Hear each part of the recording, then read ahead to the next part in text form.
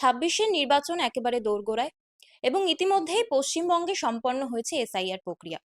এখনো চলছে শুনানির পর্ব। খসড়া তালিকা থেকে 58 লক্ষ মানুষের নাম ইতিমধ্যেই বাদ গিয়েছে। এই 58 লক্ষের মধ্যে সূত্রের খবর বেশিরভাগ মানুষই হিন্দু সম্প্রদায়ভুক্ত।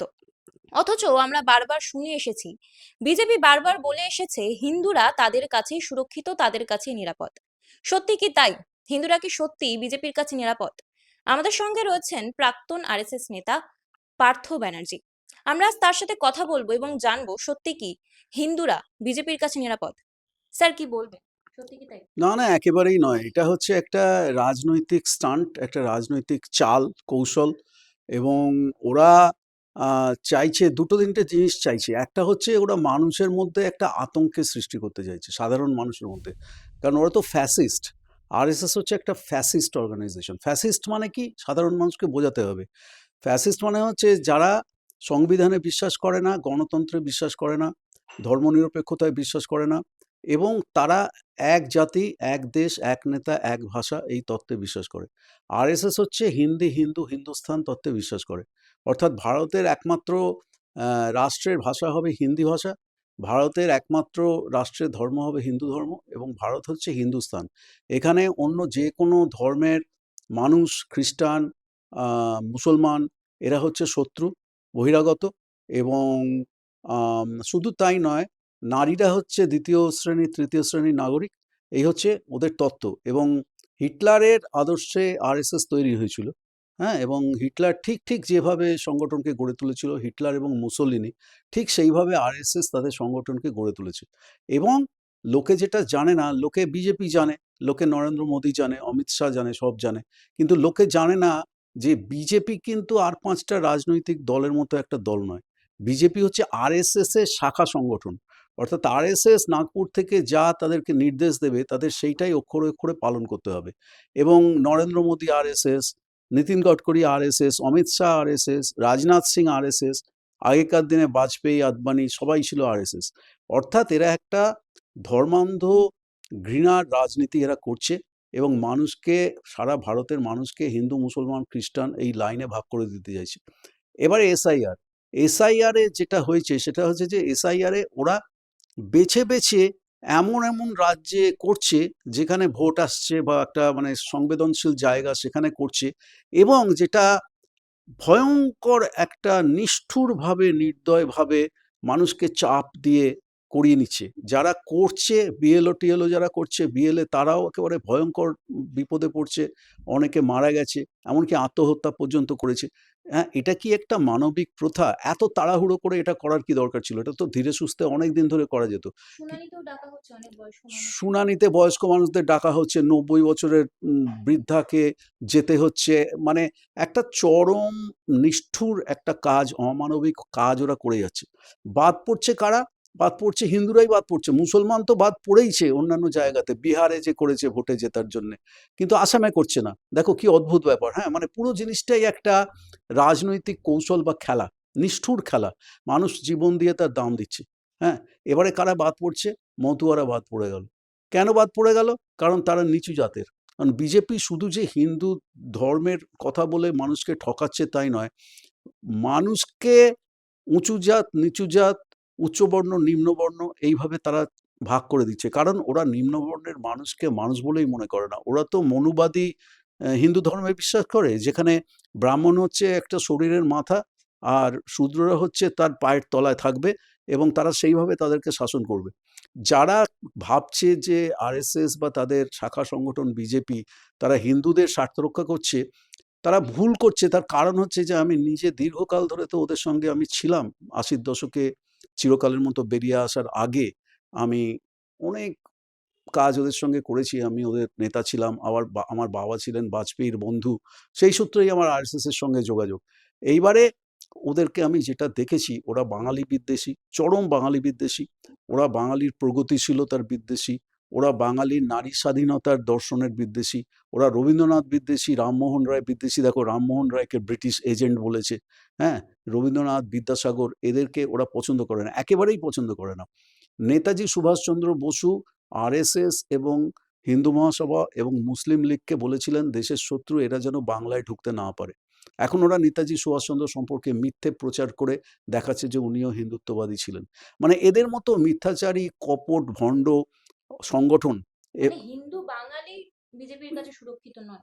একেবারেই সুরক্ষিত নয়, একেবারেই সুরক্ষিত নয়। এটা বুঝতে হবে। এবং প্রথম কথা, ওরা মুসলিম বিদ্বেষী, খ্রিস্টান বিদ্বেষী। দেখো ওরা একটা ওই চিকেন প্যাটিস বিক্রি করা নিয়ে কিভাবে একটা গরিব লোককে মারধর করলো। হ্যাঁ, ওরা যদি এইটা আজকে করতে পারে ক্ষমতায় না থেকে, তাহলে ক্ষমতায় এলে ওরা কি করতে পারবে সেটা তুমি ভেবে দেখো। অস্ত্র বিলি করছে, লোকের বাড়িতে বাড়িতে অস্ত্র বিলি করছে প্রকাশ্যে, যে তোমরা নিজেদেরকে, হিন্দুদেরকে বাঁচতে হবে, সুরক্ষিত থাকতে হবে, এবং গণহত্যার হুমকি দিচ্ছে। শুভেন্দু বলেছে যে গাজাতে যেরকম ভাবে ইসরায়েল গণহত্যা করেছে, বাংলাদেশে সেরকম গণহত্যা করা উচিত, গাজা থেকে শিক্ষা গ্রহণ করা উচিত। কি ভয়ঙ্কর কথা! হ্যাঁ, কালকে ট্রাম্প ভেনেজুয়েলা আক্রমণ করে সে দেশের প্রেসিডেন্টকে ধরে নিয়ে গিয়ে চোখ বেঁধে হাতকড়া পরিয়ে আমরা যেখানে থাকি নিউ ইয়র্ক শহরের ব্রুকলিনে, সেখানে জেলে পুরে দিয়েছে। এবং এই মোদি এতদিন ট্রাম্প ট্রাম্প করে এসছে, আবকি বার ট্রাম্প সরকার। এরা সবাই একসঙ্গে কাজ করে। এরা হচ্ছে উগ্রপন্থী, সন্ত্রাসবাদী, ঘৃণার রাজনীতি, হিংসার রাজনীতি, মিথ্যার রাজনীতি এরা করে যাচ্ছে, এবং মানুষকে হিন্দু ধর্মের নাম করে মানুষকে ঠকাচ্ছে। এতে হিন্দু ধর্মের যে কোনো উপকার হচ্ছে তাই নয়, এরা হিন্দু ধর্মের চরম ক্ষতি করে দিয়ে যাচ্ছে। কারণ চিরকালের মতো ভারতে হিন্দু মুসলমান লাইনে, যেটা কোনোদিনও আমাদের ছিল না, ভাগ করে দিয়ে যাচ্ছে। এবং এরা হয়তো একদিন চলে যাবে, কিন্তু যে বিষ গাছ ওরা পুঁতে দিয়ে যাচ্ছে, তার ফল কিন্তু আমাদের পরবর্তী বহু জেনারেশনকে ভোগ করে যেতে হবে। বিভাজনের যে রাজনীতি আপনি যেরকমটা বললেন, 26-এ নির্বাচন দোরগোড়ায়, কিন্তু বিভাজনের রাজনীতি কি আদৌ কাজ করবে বিজেপির জন্য 26-এ? ওরা তো চেষ্টা করছে করতে। দেখো ওদের হাতে কোটি কোটি কালো টাকা আছে। ওদের সঙ্গে আম্বানি আছে, আদানি আছে, আরো সমস্ত বড় বড় লোক আছে। বিদেশ থেকে ধর্মের নাম করে, মন্দিরের নাম করে কোটি কোটি ডলার আসছে। হ্যাঁ, আজকে তুমি যদি দেখো, এই রিপোর্ট বেরিয়েছে যে কংগ্রেসের ব্যাংকে কত কোটি টাকা আছে, আর বিজেপির ব্যাংকে কত কোটি টাকা আছে। দেখা যাচ্ছে যে বিজেপির ব্যাংকে কংগ্রেসের থেকে 1000 গুণ বেশি টাকা আছে। তাহলে ওরা সমস্ত টাকাটা, ওরা তার অনেকটাই ওরা ভারতের বিভিন্ন নির্বাচনে কাজে লাগাচ্ছে। এবার বাংলার নির্বাচনে কাজে লাগাবে। বাংলাতে এই সমস্ত তোমার এই মুর্শিদাবাদের এই হুমায়ুন কবির জাতীয় লোকেদেরকে ওরা দাঁড় করাবে, করে মুসলমানদের ভোটগুলোকে ভাগ করে দেবে, করে দিয়ে বিভিন্ন জায়গায় সাম্প্রদায়িক উত্তেজনা সৃষ্টি করবে, বিভেদের রাজনীতি করবে। অমিত শাহ দুদিন আগে ঘুরে গেছে, সে কি খেলা এখানে খেলে গেছে, কি প্ল্যান কষে গেছে আমরা তো কেউ জানি না। আবার তাদের সঙ্গে আছে তাদের আইটি সেল, তাদের হোয়াটসঅ্যাপ ইউনিভার্সিটি, যারা প্রতিনিয়ত মিথ্যে কথা ছড়াচ্ছে, নোংরা মিথ্যে গুজব ছড়াচ্ছে, কুৎসা ছড়াচ্ছে। হ্যাঁ, মন্দিরে নাকি গোমাংস ফেলে দিয়ে চলে গেছে, এই সমস্ত করে দাঙ্গা বাঁধানোর চেষ্টা করেছিল একবার, আবার করবে। ভোটের আগে বিভিন্ন জায়গাতে ওরা সাম্প্রদায়িক উত্তেজনা সৃষ্টি করবে।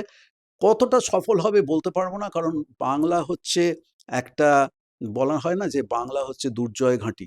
বাংলা হচ্ছে দীর্ঘকালের, আজকে তো বাংলাকে যে অসাম্প্রদায়িক চেহারাটা আমরা দেখছি, এটা তো আপনা আপনি হয়নি। এর পেছনে শত শত বছরের শিক্ষা আছে। ভগবান শ্রী চৈতন্যদেবের শিক্ষা আছে, রবীন্দ্রনাথের শিক্ষা আছে, রামমোহন রায়, বিদ্যাসাগরের শিক্ষা আছে, রামকৃষ্ণ পরমহংসদেবের শিক্ষা আছে, যিনি বলেছিলেন যত মত তত পথ। আমরা যার যার ধর্ম, তোমার ধর্ম তুমি পালন করো, আমার ধর্ম আমি পালন করছি। তুমি মুসলমান হতে পারো, আমি হিন্দু হতে পারি, ও খ্রিস্টান হতে পারে, কিন্তু আমরা কারুকে কেউ হিংসা করি না, কারুকে কেউ ঘৃণা করি না। এইটাই বাংলা সংস্কৃতি। এরা এসে সেইটাকে নষ্ট করে দিচ্ছে চিরকালের মতো। ওরা সফল হবে বলে আমি মনে করি না। আপনার রাজনৈতিক জীবনের একটা প্রশ্ন থাকবে যে আপনি দীর্ঘ 20 বছর আরএসএস এ ছিলেন। আপনার আরএসএস ছাড়ার কারণটা কি? এই তো দেখো না, আমি তোমাদেরকে দেখাচ্ছি, এইগুলো আমি দেখাতে চাই, কারণ বইমেলা আসছে। হ্যাঁ, এই আমার নিজের লেখা দানবের পেটে 2 দশক, এই বইটা পিবিএস বার করেছে। হ্যাঁ, এইটা বইমেলাতে পাওয়া যাবে। আচ্ছা, তারপরে অরিজিনাল যে বইটা, যেটার অনুবাদ, বাংলা অনুবাদ করেছেন একজন, ইন দ্য বেলি অফ দ্য বিস্ট, এই বইটা ইংরেজিতে, এটা এনবিএতে পাওয়া যায়।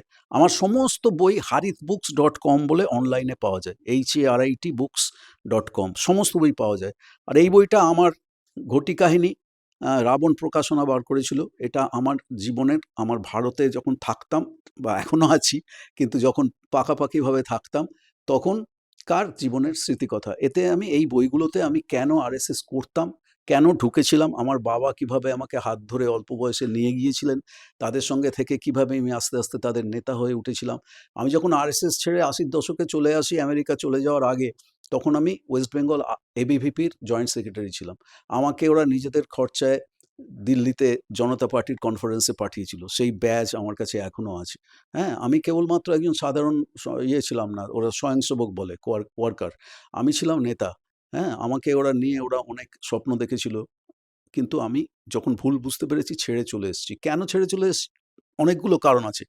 একটা হচ্ছে যে আমার মামার বাড়িতে আমার মা এবং আমার মামারা, মাসিরা এরা সবাই ছিল কংগ্রেসপন্থী, কংগ্রেসের সমর্থক ছিল। ফলে ওই ট্র্যাডিশনটাও আমার মনের মধ্যে ছিল। আমি চোখের সামনে দেখতে পাচ্ছি যে এরা একদিকে ঘৃণার রাজনীতি করছে। তখন আমি অত ভালো বুঝতে পারতাম না, বয়স কম ছিল তো। কিন্তু আমি দেখছি যে ওরা বাঙালি বিদ্বেষী কথাবার্তা বলছে, মুসলমান বিদ্বেষী কথাবার্তা বলছে, খ্রিস্টান বিদ্বেষী কথাবার্তা বলছে। আমি আবার একটা খ্রিস্টান স্কুলে বাইবেল পড়ি। হ্যাঁ, আমি স্কটিশ চার্চ কলেজিয়েট স্কুলে পড়েছি। সেখানে আমি দেখেছি যে খ্রিস্টান টিচার আর হিন্দু টিচারদের মধ্যে কোনো ভেদাভেদ নেই, সবাই সবাইকে ভালোবাসে। আর আমি হচ্ছি বাঙালি। আমার মনের ভেতরে রবীন্দ্রনাথ আছে, আমার মনের ভেতরে শরৎচন্দ্র আছে, আমার মনের ভেতরে বিভূতিভূষণ, জীবনানন্দ, মাইকেল মধুসূদন আছে, আমার মনের ভেতরে রাজা রামমোহন রায়, ঈশ্বরচন্দ্র বিদ্যাসাগর, রামকৃষ্ণ বিবেকানন্দ আছে। হ্যাঁ, আমি কোনোদিনও মনের ভেতর থেকে ওই রকম ঘৃণার রাজনীতিতে আমার বিশ্বাস ছিল না, বা সাম্প্রদায়িকতার রাজনীতিতে আমার বিশ্বাস ছিল না। কিন্তু যেহেতু আমার বয়স কম ছিল, সেই জন্য আমার সেই শিক্ষাটা বা সেই বিশ্লেষণটা ছিল না। আর মাথার ওপর আমার বাবা জিতেন্দ্রনাথ বন্দ্যোপাধ্যায়, তিনি বাজপেয়ী আদবানির ঘনিষ্ঠ বন্ধু। গান্ধী হত্যার পর যখন আরএসএস নিষিদ্ধ হয়, তখন আমার বাবা ওদের সঙ্গে জেলে ছিলেন। এই ধরনের বড় নেতা, প্রচারক, হ্যাঁ, শ্যামাপ্রসাদের সঙ্গে কাজ করেছেন, গোলওয়ালকারের সঙ্গে কাজ করেছেন। ফলে বেরিয়ে আসাটা খুব কঠিন ছিল। কিন্তু যখন আমি একটা বয়সে পৌঁছলাম এবং বুঝলাম যে এই সংগঠনটা বা এই দর্শনটা আমার জন্য নয়, আমি ঠিক এদের মতো নই। আমি একজন ভীষণ বাঙালি, আমি একজন ভীষণ অসাম্প্রদায়িক উদার মনের মানুষ। আমি এই ধরনের ঘৃণার রাজনীতি, হিংসার রাজনীতিতে বিশ্বাস করি না। তখন আমায় একটা সময় বেরিয়ে আসতেই হতো। মানে it took time, অনেকদিন সময় লেগেছিল। কিন্তু আল্টিমেটলি আমি বেরিয়ে এসেছিলাম। আর আমার মায়ের সেই সময় হঠাৎ ৪২ বছর বয়সে আমার মা ক্যান্সারে মারা যান। উনি কোনো কালেও আরএসএসকে, তাদের দর্শনকে একেবারেই পছন্দ করতেন না। সবকিছু মিলিয়ে একটা সময় এসেছিল ৮০ গোড়ার দিকে, যখন আরএসএস ছেড়ে আমি বেরিয়ে চলে এলাম চিরকালের মতো। Thank you.